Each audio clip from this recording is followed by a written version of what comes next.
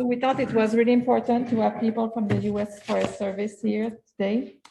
So we will have Richard Sniezko. Richard is Dr. Sniezko is a center geneticist at the USDA Forest Service, the RENA Genetic Resource Center in Oregon. His work focuses on development of population of trees with genetic resistance to non-native forestry disease and pests, as well as genetic variation and conservation. I thought for my career that you were a forest pathologist because we've never met, perhaps we met once in Chicago and that's it. I never thought that you were a forest geneticist. So now he has worked extensively with white pine blister rust, Port Orford cedar root disease, and koa wilt, among others. Some additional recent projects involve Pacific madrone, Oregon ash, and True Fires. He is the coordinator of the UFO breeding genetic resources of white pine needles pines. I've never been allowed to go there. And a deputy coordinator of resistance to insect and pathogens. So welcome, Richard. And your talk is about forest health, successes in breeding for resistance to non-native pathogen, and using Sentinel trials to provide future information. And thank you, Richard, for having accepted to come here today because I know that you had another meeting in parallel. So thank you again for accepting to come here.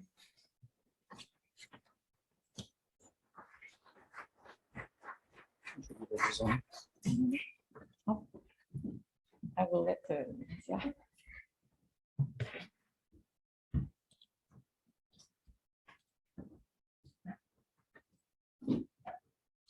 Hello, and I want to thank the organizers for the invite to present here. I think this meeting is a great idea. I was at a Society of American Foresters meeting back in 2015 or whatever it was with David and a few other people, and Dave and others were talking about this concept. So I'm great to see it follow through. I think it's much needed now with climate change, with invasive species coming forth and killing a lot of our trees. You've already seen from the East Coast some programs.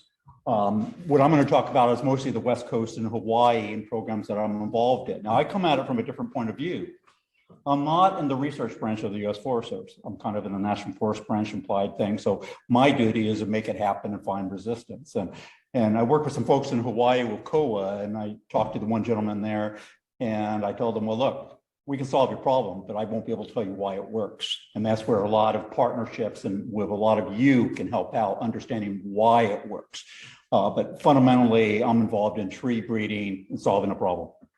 Okay, so I'm going to talk about today's successes in breeding. Okay, so there are successes that need to be known to non-native pathogens. And then also a second project that I started last year with a couple of people on using Sentinel trials to provide future information to be ahead of the curve. What are the next threats in North America of insects or pathogens?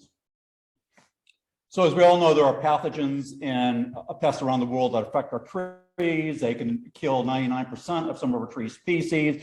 You can try to stop them. You can try to keep them out of the country. A lot of that fails once they get in there. It comes down to genetics. And it's a very powerful tool to be harnessed, but oftentimes it gets looked at too late. People wait too long. You know, we should put it up front. And so what are the threats? You know, there's an increased public awareness that there's a threat to our forest trees. It can lead to major changes in forest ecosystems. It can lead to serious economic losses, and then climate change will complicate all of this.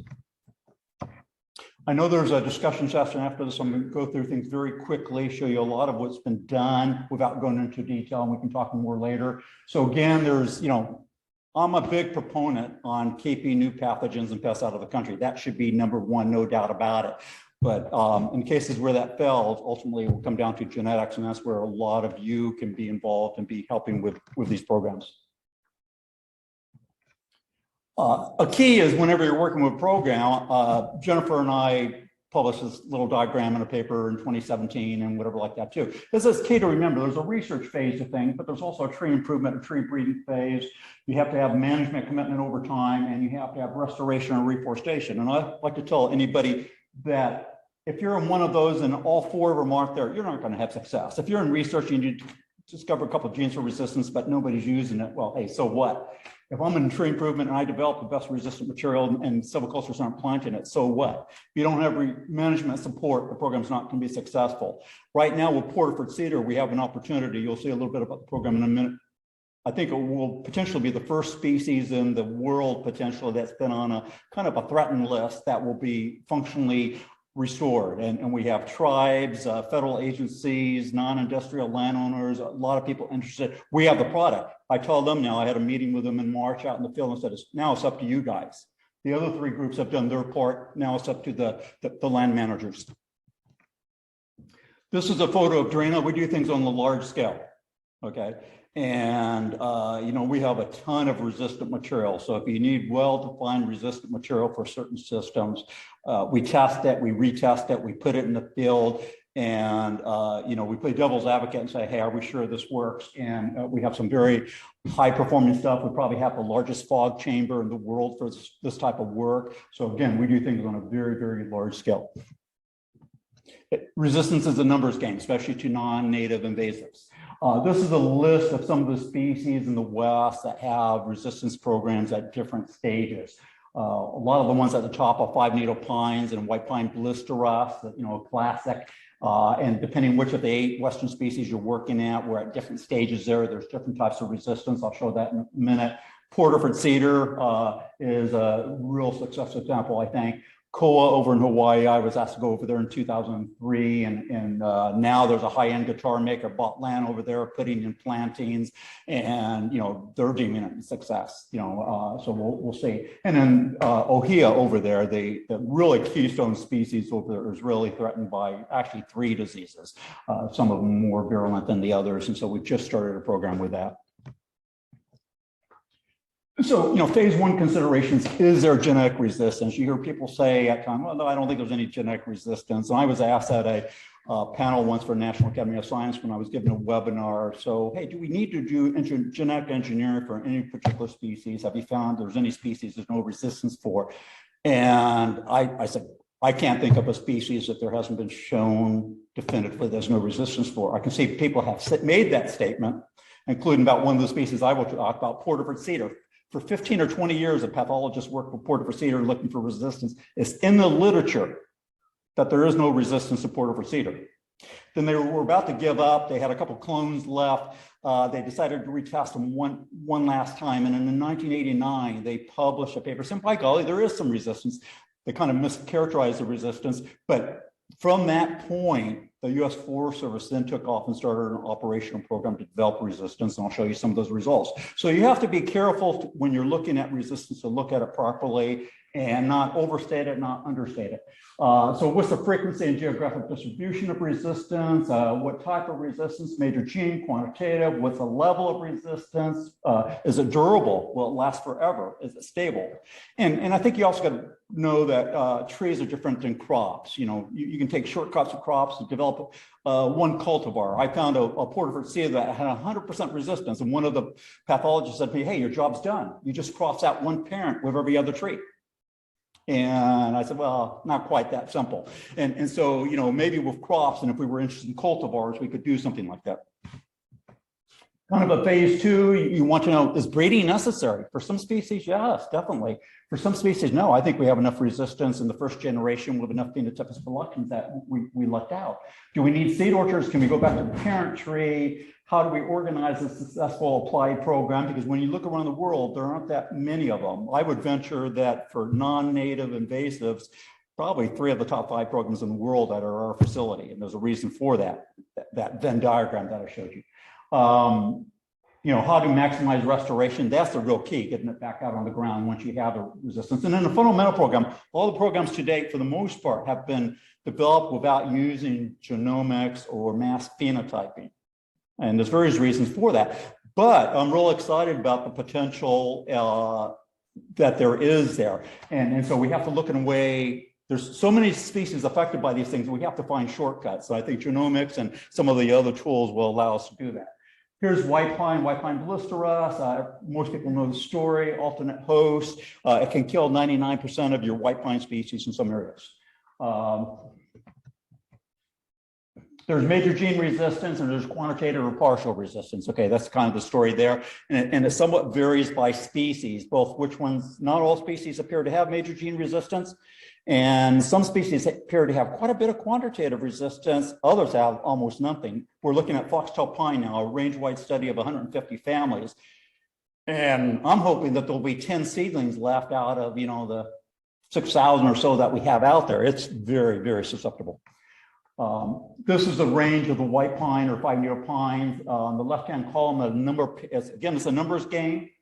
Pinus lambertiana, Pinus monticola. We've screened seedling families of over 5,000 parent trees, you know, and probably the best parent tree other than major gene resistance for quantitative resistance we found for sugar pine might give us 10% survival in our test. So you're starting at a low level. White bark pine, we've screened a lot less, but we've already found a number of them that will give us 50% survival in our tests and stuff like that too. So each species can be different. You have to be careful generalizing.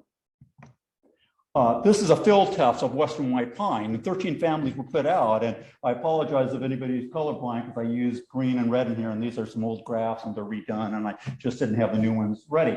But for those of you who can see it, the red line is a susceptible, both for percent stem symptoms or cankering on the left and percent mortality on the right. And you can say, hey, great, Rich, you've got a good test. Your susceptible does really bad, like it's supposed to. But you have a couple lines that are above the susceptible. What are those? The ones that are above the susceptibles are actually our new susceptibles. They're the trees with major gene resistance, okay?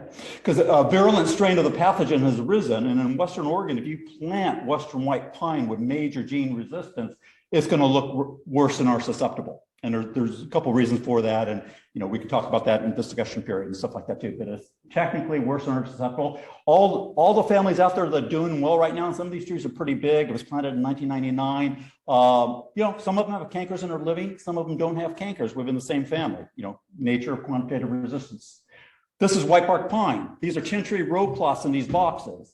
You know, our statistician passed away a couple of years ago of cancer, but I used to kid Doug. I don't need to tell me that hey, the green row is different than the red row. You know, I don't even need statistics on that. And so we lucked out with white bark pine. Before we started the program, some of the literature said white bark pine was the most susceptible of all the species. Well, it kind of depends what you mean by susceptible.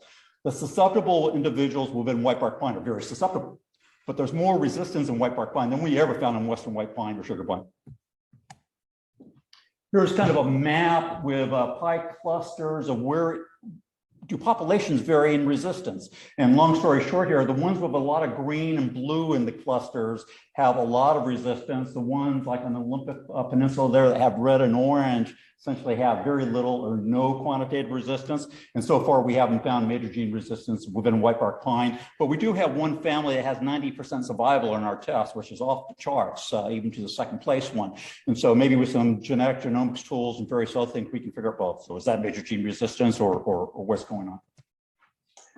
Success stories. This is if you go to Crater Lake National Park, they have 6 restoration plantings out. This is one of them. This is at Rim Village. 400,000 people a year see this planting. Everybody at the park by Rim Village and stores, they walk by this planting. Some of the trees are now 6 feet high. So time will tell what happens, but we have some resistant families in here and some susceptible ones. There is some blister rust in there, but a lot of field trials, it takes a while before them to get high enough incidence. You know, I've recently talked to some of our people in Eastern Washington, and I said, I want your worst site for blister rust. I want to plant some stuff out there. I want results in 5 years, not 15 or 20 years. But this would be a cool trial because the public will see it. There's a chance for conservation, education, et cetera, et cetera.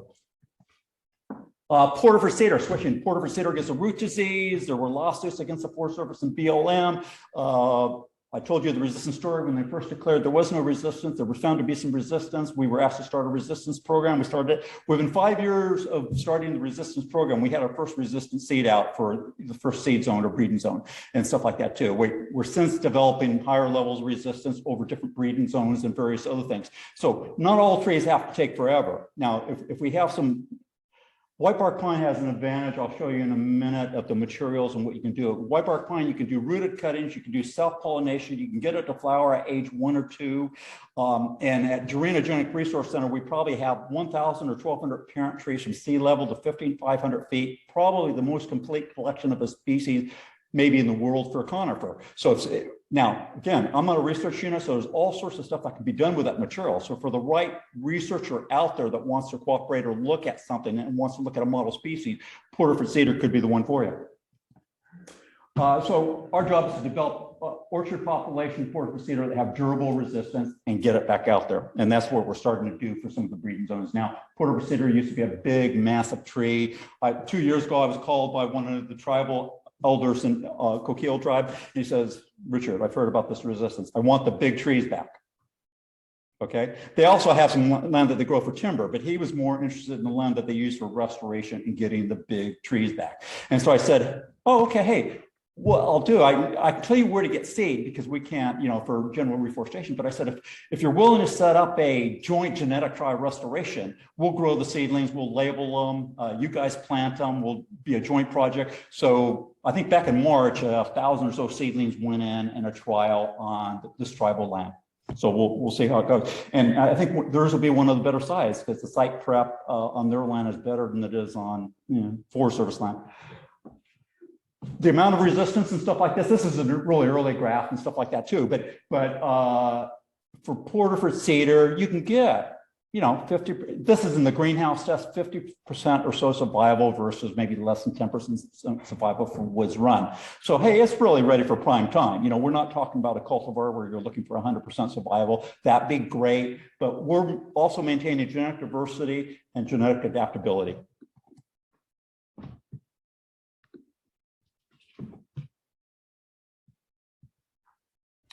People are planting it out, both industry, tribal, volunteers to protect the water with shade and whatever like that too. So it's getting out on the landscape. On the road to success, in the year 2000, this was rated by an international group as vulnerable, Porterford cedar. And then they downgraded it to threatened as of 2013. And they said if the federal agencies and the landowners keep up what they're doing, we think that within 10 years, it will be a species of least concern. So my message when I was out in the field and gave a webinar in February to these land managers, I said, it's in your court now. I said, you guys could be part of the process that makes this perhaps the first species in the world to be taken off of a list like this from a non-native. So tree breeding is the key, but is biotech useful without tree breeding improvement? No, you really need to be coupled with the people that are doing the tree improvement, the breeding. And then Dave already talked about the decline in genetics and tree improvement across the U.S. It's something that we've got to reverse to a certain extent. And I know there's been a number of hirings at universities and within Forest Service recently. So I'm somewhat optimistic that we'll go at least a little bit upward in that regard. What we do need is it still takes too long, even with the screening that we do, and it's expensive. We can do it. I think almost every species can do it, but we need better tools. And that's where genomics and other genetic studies and mass phenotyping and everything can come in there. My dream is to have a tricorder where I can walk out to a tree and tell you whether it's a good candidate for resistance or not. So how we get there is, much smarter people than me.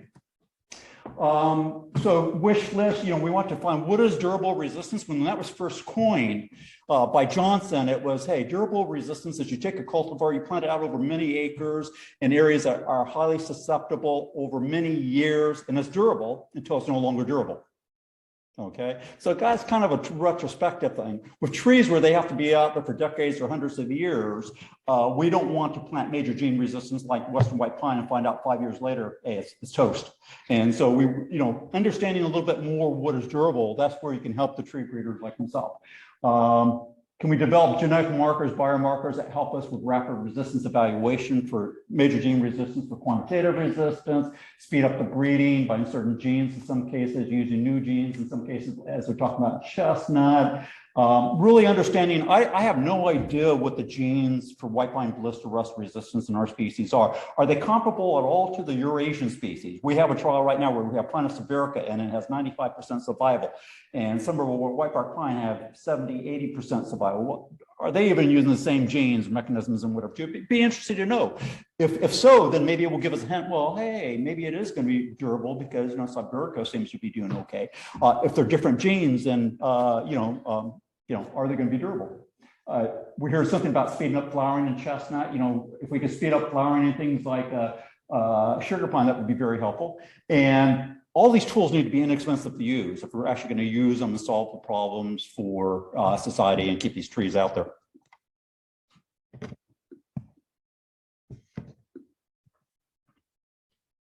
Oh, okay. One other thing, I was going to talk about Sentinel, a project that I started with Jeff Williams and Beth LeBeau of International Programs about a year ago in August. And we want to be proactive in looking what are the next threats to, and this group is very important, the next threats to North American species. And I was talking to Beth and I sent her a short proposal a year or two ago and whatever. I said, hey, geneticists, they've been planting trees around the world, either in provenance trials, progeny tests, operational planting, you know, Doug fir, loblolly pine, radiata pine, various other species for 100 years or more. And so there's a lot of data on there as sentinels on a lot of our major species, and with botanic gardens, even some of our minor species. Can we gather that in and develop stuff? You know, white pine blister rust in Germany, they actually have higher resistance than some of their, they collect seed off of some of their native surviving material tested against our material from North America. And hey, they get like 30% survival in the test versus 3% survival or something like that. And so, you know, something's developed there. China, there's probably a second species of blister rust. You know, can we answer the question, is our resistant material going to hold up if we get that in here? For the redwoods, you know, in China recently, there was a paper published on Metasequoia and its susceptibility to a particular Phytophthora species. I've tried contacting the authors just very recently to ask the question, oh, are you still doing work in this? Is there a chance that we could maybe work with you on the redwoods? Because it'd be nice to know proactively on this. And then also to know, I'm working with some people in Scotland to proactively test Phytophthora ostracedri against Porterford cedar, Alaskan yellow cedar, maybe one or two other cedars, because it affects juniperus over there, and it has affected some yellow cedar and whatever too. So how can we in the genetics group link with our colleagues overseas to kind of predict the future, and also whether there is some resistance out there that, or whether we're going to have to put up greater barriers to keep something out?